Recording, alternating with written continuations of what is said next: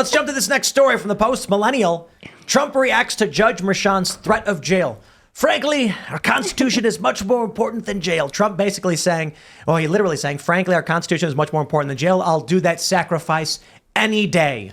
He got fined again, and the judge once again threatened him with jail time.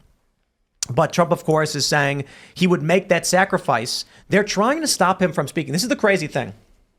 You've got Biden's campaign and his surrogates attacking Donald Trump on this criminal trial, and the judge telling Trump he cannot respond because it involves witnesses or elements of the case that he's barred from saying, stopping him from being able to counter the lies and the smears from his political enemies. I wonder if Trump wants to go to jail. Gutfeld today on The Five said he hopes Trump goes to jail because then he's guaranteed to win. I don't know that I believe that, but there is a theory among some Democrats that Trump is trying to provoke just enough so that he will get put in jail.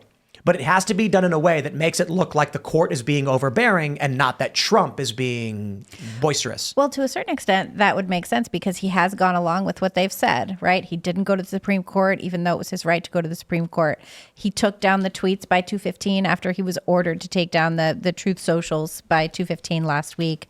They held him in contempt again. I mean, he continues to play ball and do what they ask him to do, and they continue to go harder against him, which does make him look substantially better, it turns out, than if he just continued to flout their rules, which if you look at even what he said, he's not flouting their rules. So even the when they held him in contempt last week for the Truth Social posts and the campaign posts, a couple of them were the exact same post, just reposted, and they did it again. It's just like with the 34 count. It's the same payments in invoice form, receipt form, and billing form. Right. They're claiming that reposts are his speech as well. Yes. Yeah.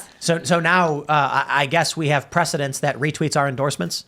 Well, and last week they were basically saying, like, the judge had to come out and say, this gag order isn't to give other people a sword and a shield because Stormy Daniels and Michael Cohen are going after Trump because he's specifically under this gag order. I also love the way he's phrasing this because it definitely sets him up to be a martyr for the Constitution. Yep. The Constitution is more important. I will sacrifice that day. And I genuinely believe Donald Trump, respects the Constitution. But I don't think this is what Judge Merchant was expecting when he was issuing this gag order to basically make Trump like the freedom martyr. Mm-hmm. What if Trump just responded? Oh, I didn't post that. That was an assistant. Well, that's the same. I mean, he didn't enter the bookkeeping records either. That was some bookkeeper who probably. But if they're Michael saying Cohen. Trump is gagged, he can say, "No, the Trump page isn't me speaking. Mm-hmm. It's just the Trump brand." It's a brand page. But I think Libby's right. They would treat it the same way, where they're like, "Well, now this is a trial," and that would give Trump, if Trump really wants to go to jail, he could respond with, "I'm not even posting these things. It's a campaign account run by staff promoting my campaign." And they're saying it's my speech. There was also the thing, too, where the Trump campaign was saying that Bragg was bringing in witnesses that didn't have anything to do with the case at hand, right? They like these just like some extra porn star or whatever who they just threw in as well. And that's interesting given that the Harvey Weinstein case was just thrown out because the prosecution brought in witnesses that did not have a criminal claim in the case who were just like totally extraneous. So I wonder to a certain extent if Bragg unwittingly is setting up this case to be thrown out by the appeals court anyway. I mean, it was always the weakest case. And again, they've had I think 11 witnesses called on behalf of the prosecution. Prosecution is saying they need 2 more weeks to finish this before the defense can present. So it's being dragged out. All of these witnesses, there was one current Trump Organization employee today, but there was a former one who was like, yeah, there was a payment to Michael Cohen. I don't know what it's for. I don't know the terms of his retainer. I don't know. No one can link Donald Trump to anything except they're using an excuse to pull out these checks and be like, look, there's Donald Trump's signature. And it's like, this is his company. Like the plan here is to waste Trump's time. Waste his time and money. To pull him off the campaign trail. I mean, meanwhile, I think they were talking about doing a big rally at Madison Square Garden, which would be awesome. Ideal. Yeah. And then also on May 11th, he's doing a rally in Wildwood on the boardwalk. Like, that's going to be badass. I want to see Trump on the boardwalk in Wildwood with everybody in Jersey being like, oh, Trump, what? You're going to have bikinis and American flag Speedos. It's going to be wild.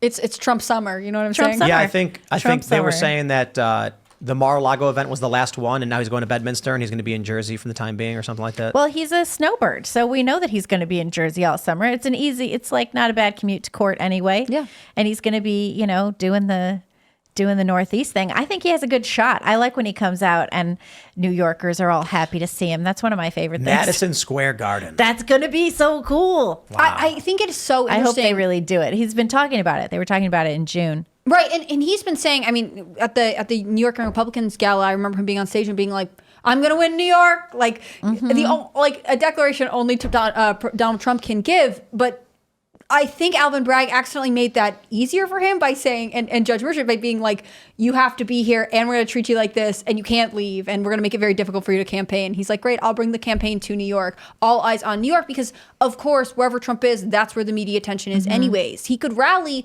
in Idaho, but the media is not there covering Idaho for any other reason, but Trump is there. Right. The media follows Trump wherever he goes. And he's had meetings with dignitaries from Hungary and Japan and all over, in Poland, I think, maybe not Hungary, I don't remember. But anyways, people are coming to him. Who doesn't want to have a meeting with Trump in Trump Tower, exchange little gifts, have some fun? Well-done steak. Check out Sounds the great. golden toilet. I would love that. I mean, you Sounds don't want to meet wonderful. with Joe Biden, who's about to call you xenophobic on any day. And maybe is shaking hands with somebody who's not even there.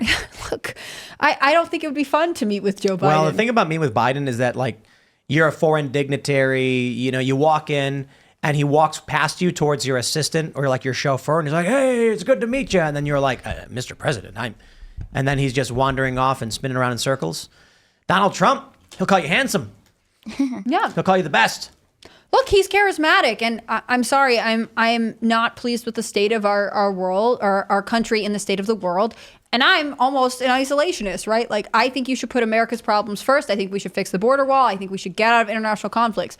But as the international community is in a very tense geopolitical situation, I don't want Joe Biden to be the one negotiating anything, especially one day he has Prime Minister of Japan there, and the next day he's like, "That guy's xenophobic because he doesn't like migrants, and we like migrants." Like, this is not the guy for any of us. I think there is no reality in which Trump gets sent to jail for contempt. He's been held 10 times in contempt, and they're just fining him this negligible amount of money. I know it's not literally, but for Trump it is. Well, $1,000 a piece for Trump is not a big deal. Didn't he? What was his recent Truth Social thing? Like billion something dollars? $1.8 billion bonus. Nice. And Trump notoriously goes to all of his staff at his properties and hands out $100 bills. So when they're fining him like 10 grand, it's a nuisance, but Trump is a billionaire. But that's why really the judge, nice that he does. Like, it's good to make people feel appreciated. Oh yeah, his employees love him. I mean, but that's one of the things the judge said. Like, this money doesn't mean anything to you, and I wish I could charge you more. Like, I'm sorry, are you going to follow the law? Like, this is the fine for this crime. Yeah. You can't be like, well, you deserve to pay more because I hate you and you're rich. Like, just send him to jail if that's your ultimate goal. Except for the fact that they have figured out that possibly sending Trump to jail will actually rally more support for him. Oh man, yeah, this is the thing too. Like they're going to let him attend Barron's graduation On the 17th, I think. Isn't that what Yeah, it is? and you know why? Because they played a game of chicken. They could not win. Yeah. I was talking about this with some people in Mar-a-Lago, actually. I was like, could you imagine what would have happened if they told Trump you can't go to the graduation for Barron? You know what Barron would do? Barron would go to court instead. He'd stand outside for the press and say, damn. That would have been good too. he'd say, "For my father, who could not attend my graduation because of this corrupt judge, I am going to be here for him because we're family and family is more important." And that would have been a massive PR backlash for the Democrats in this case. So they probably talked about it and they were like, if Barron shows up and says, "My family's more important, my father was there for me, I'll be there for him," like, it's going to make them look real good. Yeah. So they were like, just let him go to the graduation. Otherwise, it's going to backfire. Yeah, I think you're totally right. I mean, they had Eric Trump in the courthouse the other day, and the media was like, "Yeah, so he's the first one to come by." I mean, they're sort of implying that Trump's family doesn't support him, but also, I think if you're the average American, it's like, yeah, you're wasting Trump's time. You're wasting his family's time. Like, you're just making him suffer disproportionate to the amount of power you have in law because you don't like him. Meanwhile, the judge's daughter is literally fundraising off this campaign. I think if even if Barron had said nothing, they photographed him walking into court, I think all of America would have been like, this is not fair. This is a terrible way to use the criminal prosecution system to punish this one particular family. And because they look at it and they say, this could be my family. Barron could be saying something like, this is one of the most important days of my life, my graduation. And this corrupt court told my father he wouldn't be there. And so I decided to sacrifice this day. I'll get my diploma, but today I'll be where it matters most with family. And it would have just been like a nuke dropping on Democrats PR-wise. So that was a whoopsie, big mistake. But the Supreme Court thing, I think, was a game of chicken. Trump's strategy, I suppose, was they didn't want the arguments to turn into arguments about Trump.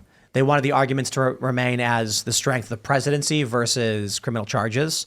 That's why Trump didn't want to go. So that I get. I thought he should have gone. And like I said, I kind of did too. But I was like, I'm sure there's some legal strategy they have. I'm not going to pretend to know what his lawyers are thinking. His lawyers have a plan. And after the fact, they were like, if Trump were to have gone, then the lawyers would have been arguing about Trump. He'd be sitting there and it would have made it all about him. He's hoping to win this case because of the protections the presidency offers, not the actions he took. Because there's two things happening. Did Trump act in his official duty, and are official duties immune for criminal prosecution until impeachment and conviction? Trump didn't want the question to fall onto, did Trump engage in his official duties? Because then they could have just simply said, the question of immunity is moot. Trump was not acting in his official capacity. Criminal prosecution stands. So that was their plan there. And, I don't know. I guess it works out for them. We'll see what happens. Do we know when they're going to issue that ruling, actually? No, the Supreme Court never tells you when they're going to issue a ruling. They typically will start dropping them in June. I think they heard all the oral arguments so far for this year. So now they are in decision mode. This was not an emergency ruling, so they're going to put it on the docket with the rest of their opinions that they'll deliver in June, right? I mean, probably. It could come in June. Probably. It could come later, right? It could come in June. It could come next week. I mean, it's really this year is so wild. Up to the Supreme Court. How many people have just checked out and they're just like, I'm so over it? Well, it's interesting you say that because there were a bunch of polls that came out over the weekend. Maris had one that, the mainstream media is like, oh, look, Biden is ahead. But then they immediately have to say, well, it's within the margin of error. And I think part of it is because people are not always that, this room is probably pretty politically engaged, starting in the year before. But for the average American, you really start paying attention midsummer to late fall. And I think they need the polls to line up with Biden ahead right now to try and keep people thinking, oh, well, there's a chance. Because ultimately, it's impossible to keep up with all of America's problems right now. And the fact that the strategy appears to have been from progressive activists, especially ones that are in any sort of legal capacity for the government, well, we'll just bombard Trump with all these cases and that will slow him down. It actually made it impossible for any average voter to pay attention to all of this stuff. Well, there's no way they could say, well, in this case, this is happening. In this case, this is happening. Right. Yeah, the other thing, too, is you have Jack Smith in the Mar-a-Lago seized documents case. His office recently admitted to evidence tampering after they seized the documents. Wow. So Trump's guys are like, he should probably be arrested for literal evidence tampering. Yeah. You have a situation where the General Services Administration had sent a bunch of classified and stuff documents to Mar-a-Lago like a year before. A year before the investigation got underway from the special counsel's office. And you have so many cases going on. You have Fannie Willis is dealing with her own thing, and she's saying that she's not going to testify before the Georgia Senate. She's being brought up on stuff because she had an affair with and then hired the prosecutor and paid him more money than she paid everybody else. And then they took all these trips, and who knows what that all was about. So there are a lot of cases. And the goal, of course, as we've been saying here, is to bombard him with cases, to prevent him from running a successful campaign, and to do anything possible to try and jail him before the election. It looks like the Alvin Bragg case is the best one. That's their best chance right now, but which is funny because they always said that one was the weakest. It's a very weak case. That's the thing. I mean, he could get off. He could get off. And if he's convicted on this, it really brings into question a lot of the... Convicted for what? There's no law. Right. Convicted for what? I mean... They haven't even stated the crime yet. They did. They finally said that it's election interference. Thanks for watching this clip from the Timcast IRL podcast. Hang out with us live Monday through Friday at 8 p.m.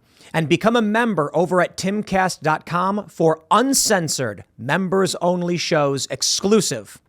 Thanks for hanging out, and we'll see you all next time.